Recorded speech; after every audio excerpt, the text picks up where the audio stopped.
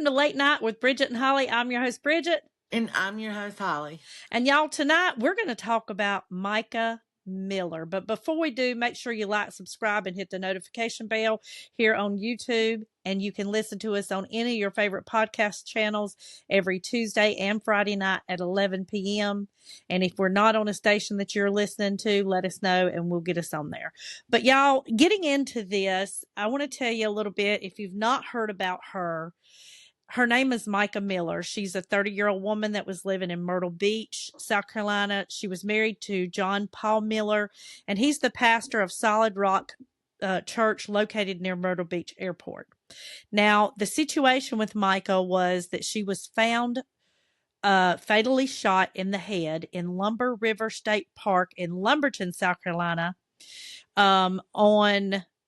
Lumberton, North Carolina, my bad, on April the 27th, 2024. Okay. And the thing is, Micha and her family, none of them have any connections to Lumberton. There was no reason for her to be there or none of that. Odd. Do you know Yeah. Lumberton is only like 30 minutes from me? And we used to have, my shop it was Tender Moments, and I wanted to switch the name, and Greg let me take Absolute Bliss. Well, that store was up in Lumberton, and Lumberton Oh, had gotten so bad, he closed that store down, and he was like, "What do you want to do different to your store?" I said, "I want Absolute Bliss." But yeah, Lumberton is only 30 minutes from me. oh, wow. Well, her husband, John Paul Miller, the pastor, stood up in church on Sunday, the day after her death, and said, "Well, my wife committed suicide last night. She was mentally ill. Y'all just say prayers, keep coming to church, and keep giving your money and donating." Of course he did. Now, here's the thing about their history, okay? Micha was only 14 or 15 when she became a member of his youth group at Solid Rock Church. He was about in his mid 30s at the time, but he was Hmm. already married with children, okay? And he cheated on his wife with Micha, and she used to also babysit their kids, him and his first wife's That kids. is so messed up. Yeah. And why didn't nobody get him for what's the word I'm looking for? What is it? She's underage. Like, why did nobody not get him for Him that? being a pedophile, him being a pedophile. Yes, yes. Well, I think it's because that it was kept under wraps while she was that age, Yeah. and they didn't bring it out, and he didn't end up leaving his wife until after she was 18, is what I'm Oh, so he thinking. played it smart. Yeah. Yes, I can't confirm that, but that's what I'm thinking. So, Oh, okay. That um, makes sense what you said though. yeah. So the day after his wife was found dead, okay, he was seen with his mistress in public at Coastal Grand Mall. Let me tell you about this mistress situation, okay? Fill us in, honey. The mistress, people have reported them together dating all the way back to 2021. Okay, so they What? suspect, yep, they suspect they've been seeing each other that long. Now, how old is this mistress? I don't know. She's young. I don't know that she's that much younger than him, but she does appear to be young. I don't have a ton of information on her, and I'm trying to be as factual as I can about this stuff. So I'll tell Yeah. you the things I think or we think versus what that. So anyhow, let me tell you about her. The mistress had a late husband. He's already passed away. He passed away last year, and he was paralyzed, and he died of a drowning in a community pool, and they deemed it suicide. Mm-mm. Mm-mm. That's No. right. I'm not So, buying that. Two nope, suicides? Well, just n- no. nope. There's a lot of Mm-mm. deaths around this dude. Exactly. Anyhow, there was also a concern that JP was going to, I'm going to call him JP, John Paul, for the sake of everybody's calling him that. But they was concerned that he was going to try to have his wife cremated in a hurry, but the family stopped that. They're like, no, no, no. Okay. Um, he claimed that, oh, she was mentally ill. This was self-inflicted. Um, you know, I don't know. I just don't think she did that. Anyhow. I don't either because her family says she was a happy person, Mm-hmm. and Yeah. it does not seem like her at all. No. Well, the thing is, let's go back and say back in October 2023 was when she originally filed for this divorce. Okay. Yeah. And it was kind of coming out that she was telling friends and family that she was sexually abused, that he used to make her watch him have sex with other people, that he was doing illegal things with church money. Okay. And, he ended up claiming to the family and friends that she's mentally ill, she's sick, she don't know what she's talking about. So he took her and had her put in an institution at the beginning of this year. What? Yeah, because he told them that he was afraid she was going to kill herself. I think he did that so So, he could have it documented. yeah, but my thing is, how can he do that without even getting her evaluated? Like, he literally just um, admitted her somewhere? Yes, and the way you can do that Oh is my God. if someone has threatened to be a harm to themselves or someone else, you can have them involuntarily committed. Even if they're lying. Yes. See, there's something wrong with our system because, first of all, they should have like thoroughly checked her out, done an evaluation on her. There's so many tests that they can do on people to see if that's true or not. And But in God, my opinion, I think she almost went ahead and went just so she could be out from underneath them. oh, to get away from them. Well, yeah, Hmm. hell, I would too to get away from them. That Right. does make sense. Right. Because when you're in an abusive situation like that, you're looking for any way out. Now, Anyway, yeah. she managed to escape or get away from or leave the mental institution, and she ran to her friend who ended up hiding her. Okay. But Micah told the friend, I'm not mentally ill. I'm not sick. I do not want to harm myself. He's just trying to make it look like that I'm going to kill myself. He's trying to frame me. And she said, one day I know he's going to do it. That was a quote directly from her. And Yep. that statement has been given to the police. Okay. Yep. Red flag. Huge red flag. Yep. Now here's the way this unfolded. On April 23rd, the day before she died, the court set a temporary hearing date for their divorce. It was going to be on June the 5th, 2024. The next day she was found dead. See, I wonder, have they said anything about any type of insurance, like policies that he has out on her? Because I can guarantee you this story is gonna be on Dateline 2020 and 48 Hour Mysteries. There's no way, because just like for like with the Murdoch murders, that was Mm-hmm. in where at in South Carolina. Oh my God, it was somewhere near the beach or somewhere and stuff. But I mean, everything points to him, and it reminds me so much of the Murdoch murders. The what was his name? Chris Watts. Chris Watts, and there's so many stories that I've seen on Dateline and stuff like that, where the man is the one that done it. Mm-hmm. And it's always been the wife, the girlfriend, whatever, has always told somebody he's gonna kill me. Mm-hmm. He is going to kill me, and it ends up fucking happening every time. Every And time. it's a shame that when a woman really feels that way, which I understand you can't put somebody in jail for suspicion Yeah. that they're going to kill you.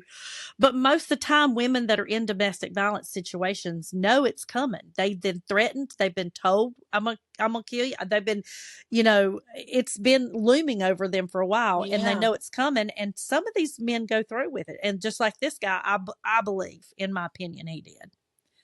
I Yeah. really do. I So, do too. mm-hmm.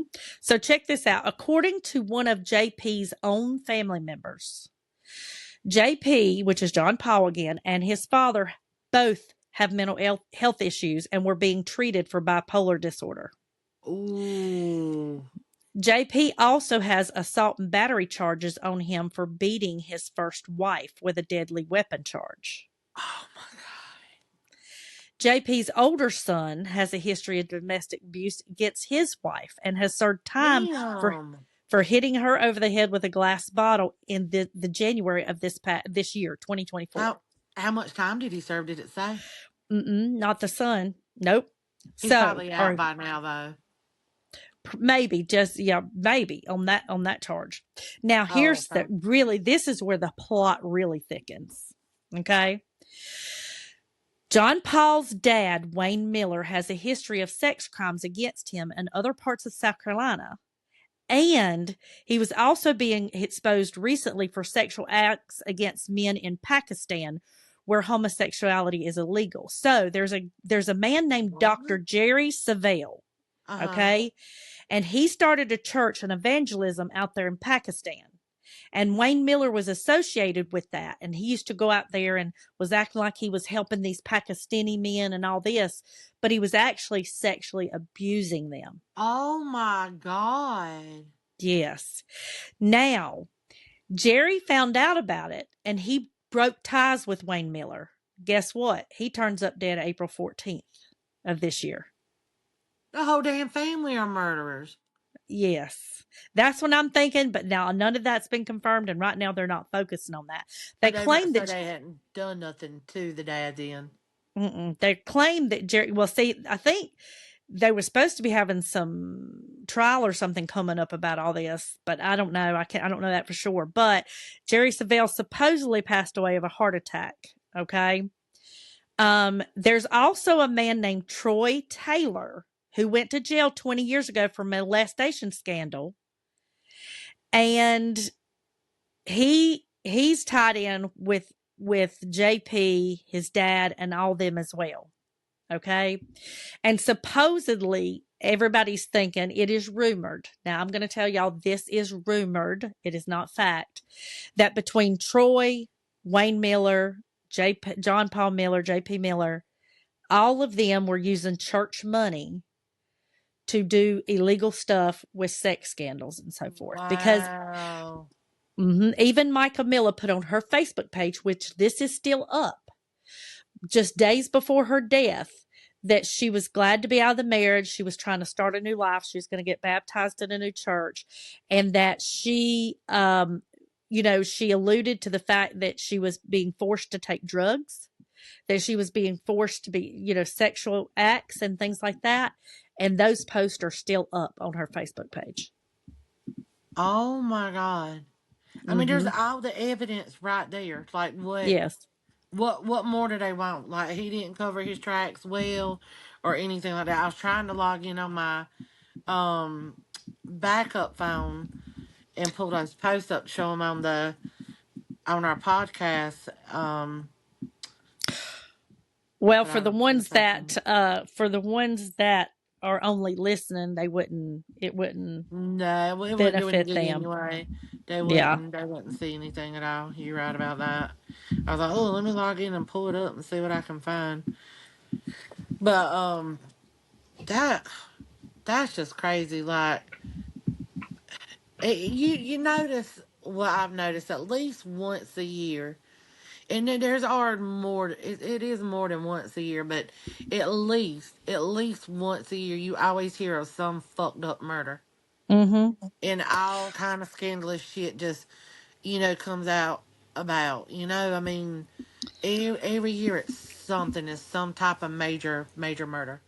Well, and I guess the thing that gets me about all this, okay, is the fact that let's go back to let's go back to dating, and let's go back to the courtship, and let's go back of all these women who have found their fate by the hands of the man that's supposed to love them. Yeah, the So love of their life.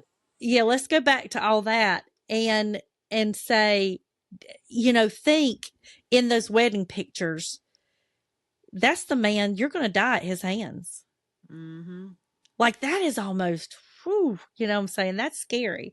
But I Yeah, know from being in a domestic violence situation, I know that every day you're able to survive it is a blessing, because at any point in time, if these men have it in them to abuse you mentally, physically, sexually, verbally, if they're they gonna have it do it. in you, they have it in to snap enough to the point, because that already shows there's no self-control. They Oh don't yeah. have self-control. And there's going to be something that's going to be enough to make them snap one day, where they just say, you know what? I think I'll just take you out. I think I'm just going to be done with you. wonder why Bridget, like, wonder why, she told her friend that about, that he was going to kill her and stuff like that. But, she also shared how bad things were. Wonder why she didn't just go to her parents. Do you think she was scared that he'd come there? Like, with him being a pastor, do you think he really would have showed out and went I to the think family's homes? I can only speculate on that because I don't know. But from being in domestic violence situations, sometimes you tend to confide in friends rather than family because you don't want to worry your family. Right. Like a picture going to your mom or dad and be like, oh, he's going to kill me, da da da. Well, your parents are going to be the first people to react strongly to that. Yeah. And you're thinking to yourself, I don't want to worry him. I don't want to, I'm the one that decided to marry this person. I don't want to drag them into my mess. You know what I'm saying? Like that's kind of the thought, usually the mentality behind something like that. So I think she had alluded to her family of certain things. And I think she was getting to the point where she was starting to open up more. And I almost think that that's what kind of sealed her fate because he knew the further she got away from him, a narcissist The is more like was that. going The to be further you get away, revealed. and the more the less control he was going to have. You know what I'm And saying? see, for me, like, I've always ran to my mom and daddy for everything. And I know once you're in the situation, it is different. But I will tell you that's one thing that, like, they distilled into my mind and Mary's mind and Larry's mind, growing up. Don't be with anybody like that. If you see yourself in danger, no matter what you do, you just run, you come back home. Mm-hmm. But I also had that feeling of comfort and safety and protection from my mom and daddy because my mama was a Hellcat, first of all. I mean, I'm pretty sure I told you the story of her shooting the tires out on my dad's car before he could even get out the door and take the car when they had their little marital problem. And he was always in law enforcement. He started off as a cop and then became the chief of police of our town for 14 years, going all the way to working at the federal prison, being promoted to, is it a lieutenant's higher than a sergeant, isn't it? I don't know the ranking, but I think Ye- maybe it is. Yeah. I think it is too. And but I just would have ran 'cause I knew my mama and daddy would protect me. Hell, I mean, I would even call mama when Jason wouldn't empty the trash. You know what I'm saying? I'd try to tell on him about not dumping the trash to her.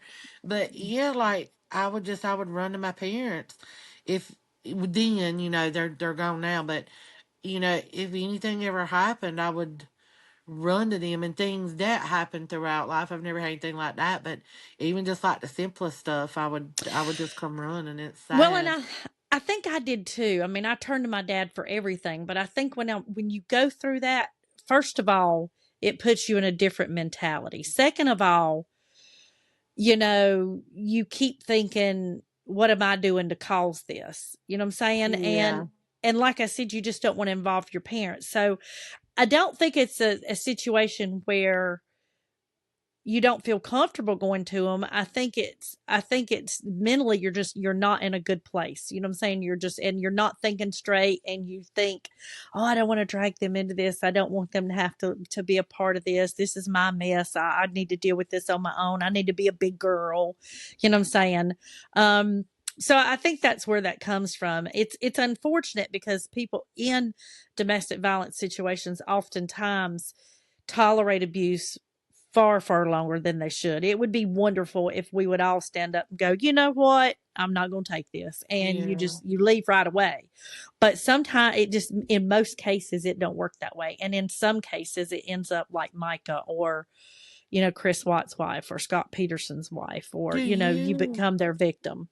do you think, like, I mean, we all know there's evil people out there in the world, but when you're with somebody that you love, you don't want to think they would do something like that. So do you think a lot of it is like, even though, you'll be like, oh my God, he's going to kill me. Do you have these doubts of like, I know I said that, but I don't think he's going to do it because you can't Yeah. imagine the person you love actually going to take your life. And Yeah. I don't get how, I'll never understand how that could happen. Like, you are in love with this person and then you're going to take a gun and put a bullet in her head, or you're going to stab them 75 times. Like, it makes me wonder what goes through their brain and what clicks that says, oh, let me do this, and just look them in the eye like that, listening to them scream, cry, beg, and plead for their life. I Mm-hmm. mean, one day, y'all, it's on our podcast list. We're going to do, me and Bridget are in, I don't know if infatuated would be the word. It's probably the wrong word I'm saying, but we're so intrigued by the Chris Watts story, that we've got it listed as a future podcast. And I can't wait to dive into that, because I'll never understand for the life of me how a man can, let alone take his wife's life, but two precious, sweet little girls. That Yeah. that like hurts my heart to the core, Yeah. because how you are a grown ass man, those are your daughters, and they're looking at you saying, "Daddy, please don't," Yeah. and you Yeah. just throw them in a fucking oil well. Mm-hmm. That's pure evil right there. That's pure fucking evil. I think any man who does something like this, I think it's pure Yeah, evil. It's just, it like I is. said, it's so heartbreaking. And this story with Micah is unfolding every day. There's new stuff coming out every day. Every Today, day. her brother and sister did file an appeal with the court today, because her sister is wanting to be the one to handle Micah's estate. Right now, her John Paul Miller is the one in charge of that, but she's petitioned the court to take that responsibility away from him and be able to handle Micah's estate. Micah had also let it be known to friends and family that she thought, months before their divorce, that he was, moving around money, that he was hiding money and Oh things like Lord. that. So he was trying to prepare, but Um, they've got some, the South Carolina police have some work cut out for them, because this needs to be they investigated, but do. they also need to go back and investigate the mistress's husband's death. They Um, really do, because there is a trail. There is a paper trail for everything. And if they start at the beginning, I'm sure everything would unfold. Is there being any um finalized answer on her sister taking over her estate yet?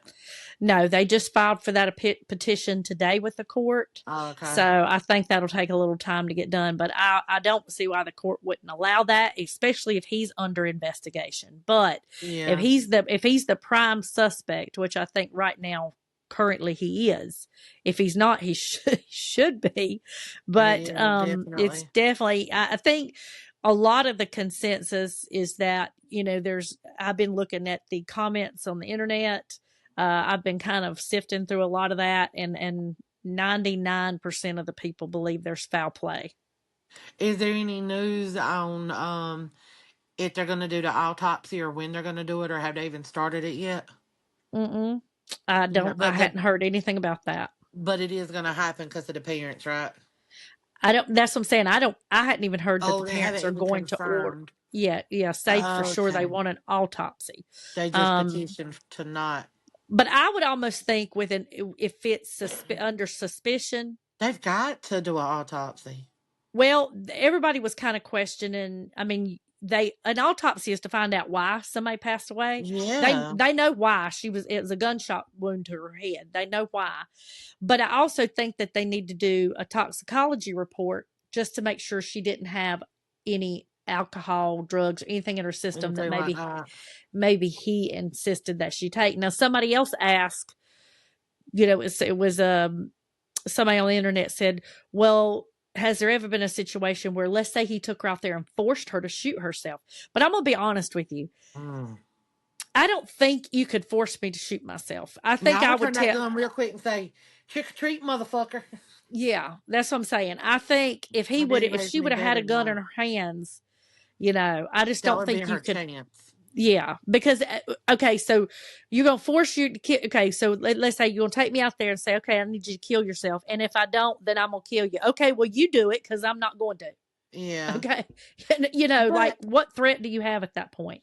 I would think they would do the autopsy, because wouldn't they have to, like, I don't mean to sound so gory, but you know, cut into like her scalp and stuff and see like what way the bullet was coming in, and get like, what, d- diagrams of, entering this way, and if it came out this way. So I would think that they would I do think that. 'Cause I they know would probably be able to see that by CAT scan or MRI. they may. I remember watching like Dr. G and God, what was the other one? Started with a B, Dr. Bodden, I I think was think you're his right. Yeah.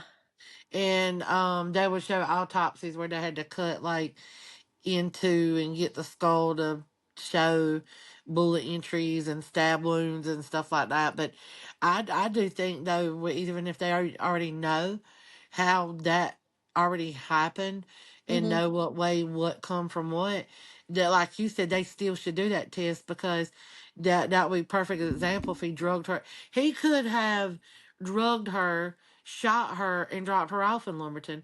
He could have drugged her, dropped her off in Lumberton, and had somebody shoot her. Right. Well, and There that's was the other so many thing. things. Yeah, and that's the other thing. Is somebody was asking, well, maybe he didn't do it. Maybe he got somebody to do it. That's what Apparently, I was thinking too. if they're connected, because he had to have an alibi. So if they're connected to all these illegal doings, you know what I'm He's got saying? the money. He's got some people that could work for him to get it done. But that's our thoughts on that, y'all. Let us know in the comments what you think. We will tell you that the National Domestic Violence Hotline is 1-800-799-7233, or you can text them at you text it to you text the word begin to 88788.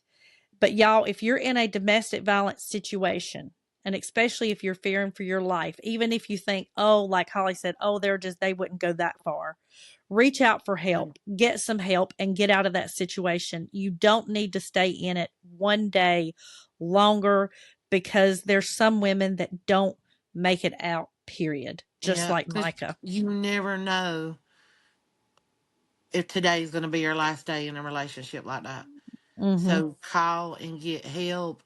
If you see a split second that you can run to your parents, a friend, a relative, even a church or some type of shelter, Mm-hmm. get help. Don't let today be your last day because of that. Yeah. But y'all, we'll share those numbers again. We're going to make sure to put them in the description of the video, but it's 1-800-799-7233, or text begin to 88788. But on that note, y'all, we thank y'all for listening. Make sure you leave us in the comments and let us know what you think. Make sure you like, subscribe, hit the notification bell here on YouTube. Listen to us on any of your favorite podcast stations. And until next time, y'all. Good night. Bye.